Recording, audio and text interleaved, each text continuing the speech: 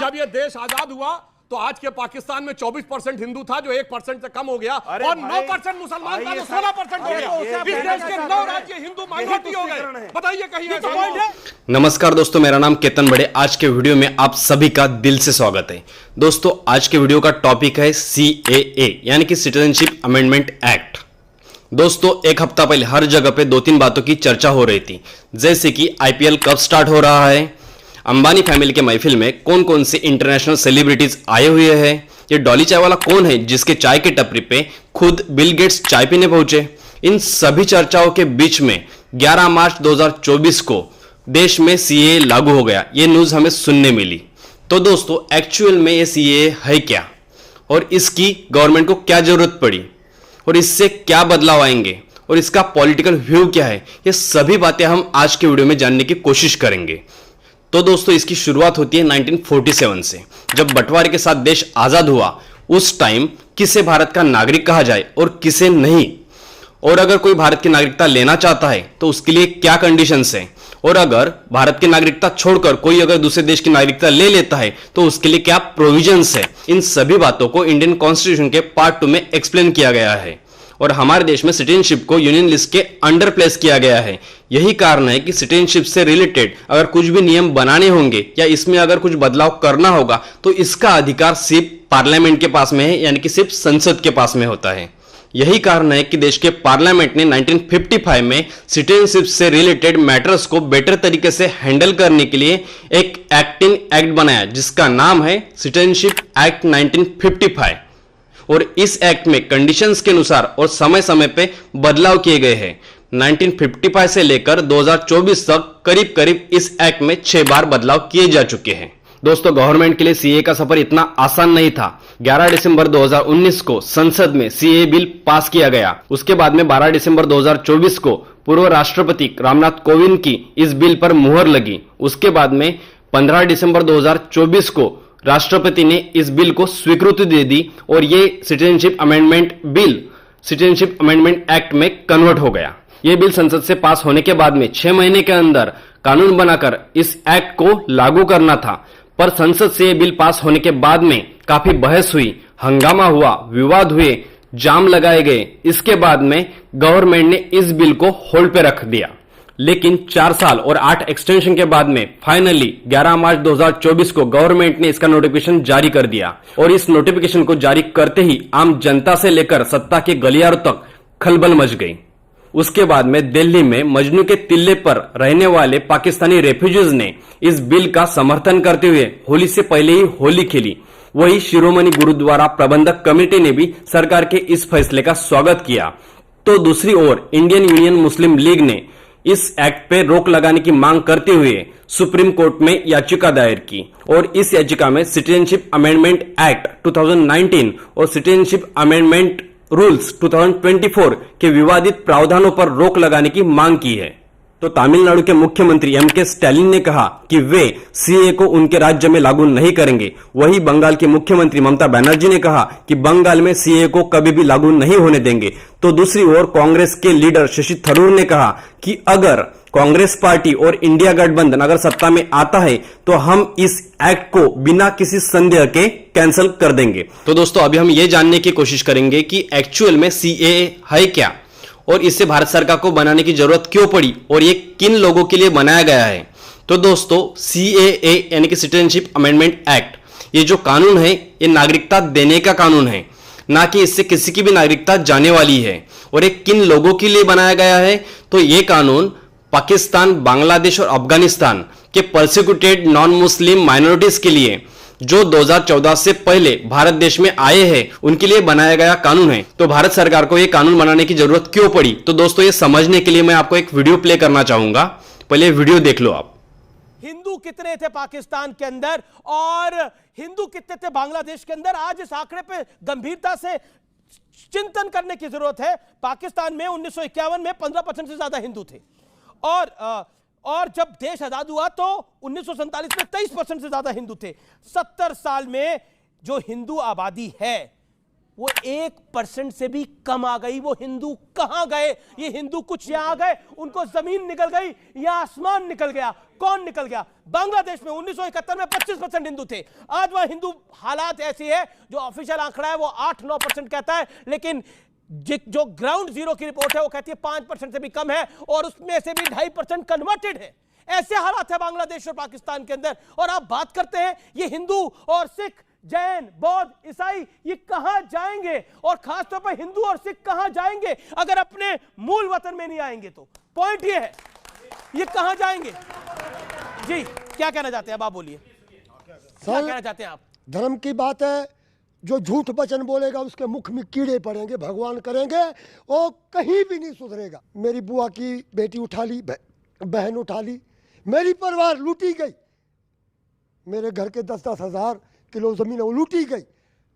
जो लूटी गई क्या ये गोली मारी हुई है मुसलमानों ने। ये गोली, घर छोड़ दो न तो मुसलमान बन जाओ, घर छोड़ दो या मुसलमान बन जाओ। धर्म नहीं, हमने बोला भाई ये ज़मीन तुम्हारी, तुम ले लो, हम हमारा धर्म नहीं छोड़ेंगे, हम चले जाएंगे भारत मैया के गोद में, हम मुसलमान नहीं बनेंगे, नहीं बनेंगे। ये जालिमी है, ये कुपट में कीड़े पड़ जाएंगे, भगवान। तो दोस्तों ये वीडियो देखने के बाद में आपको समझ में आ चुका होगा कि भारत सरकार को यह कानून बनाने की जरूरत क्यों पड़ी।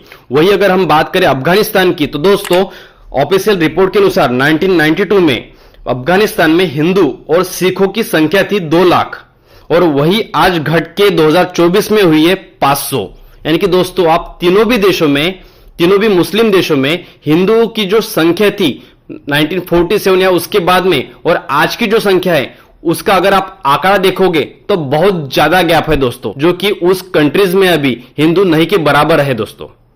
वही अगर हम बात करें भारत देश की, तो दोस्तों जिस टाइम भारत देश आजाद हुआ था 1947 में, उस टाइम भारत देश में मुस्लिम लोगों की जनसंख्या थी 9%, जो कि आज बढ़कर हुई है 16%।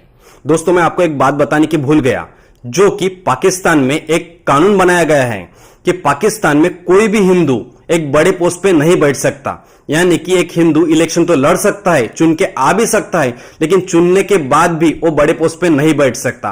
वही अगर डिफेंस में कोई हिंदू जाता है तो वहां पे भी जनरल मेजर इस पोस्ट पे वो हिंदू नहीं बैठ सकता। यानी कि आप देखो दोस्तों, वहां के सरकार की ही ये सोच है, और उसके लिए उन्होंने प्रॉपर एक कानून बनाया है हिंदू लोगों के लिए कि कोई भी बड़े पोजीशन पे हिंदू ना बैठे। अगर सरकार की ही ये सोच है दोस्तों, तो ग्राउंड लेवल पे क्या क्या होता होगा ये आप सोच सकते हैं, कितने अत्याचार होते होंगे। और अगर दोस्तों उनके ऊपर अत्याचार हो गए, अगर उन्होंने कुछ आवाज उठाई, तो आपको लगता है क्या कि उनको इंसाफ मिलेगा करके? यही कारण है दोस्तों कि उनके ऊपर बहुत ज्यादा अत्याचार हुए हैं। इसी कारण के वजह से 1947 में वहां पे हिंदुओं की संख्या 23% तक थी, जो कि आज घट के 1% से भी कम हुई है दोस्तों। यही कारण है दोस्तों कि आज भारत देश में हिंदू राष्ट्र की मांग हो रही है। और अगर दोस्तों आप भी अगर इस बात से सहमत है कि भारत देश को हिंदू राष्ट्र घोषित करना चाहिए, तो आप मुझे कमेंट्स में जरूर बताइए। दोस्तों मैं आपको बताना चाहता हूं कि आज भारत देश में 9 ऐसे राज्य है कि जहां पे हिंदू ऑलरेडी माइनॉरिटी में आ चुके हैं। और एक लेफ्ट पार्टी का नेता है दोस्तों, जिसका नाम है विवेक श्रीवास्तव। उस नेता का कहना है कि भारत सरकार आज धार्मिक भेदभाव कर रही है।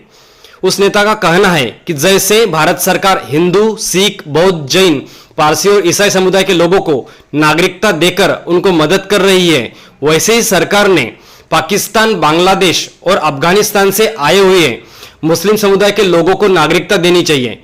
इतना ही नहीं दोस्तों, तो इस नेता का कहना है कि बांग्लादेश से आए हुए रोहिंग्या मुसलमानों को भी सरकार ने भारत की नागरिकता देनी चाहिए। आप इस देश के अंदर कोई भी बिल बनाते हैं, उसमें आप सेलेक्टिवली एक धर्म को साइड कर देते हैं।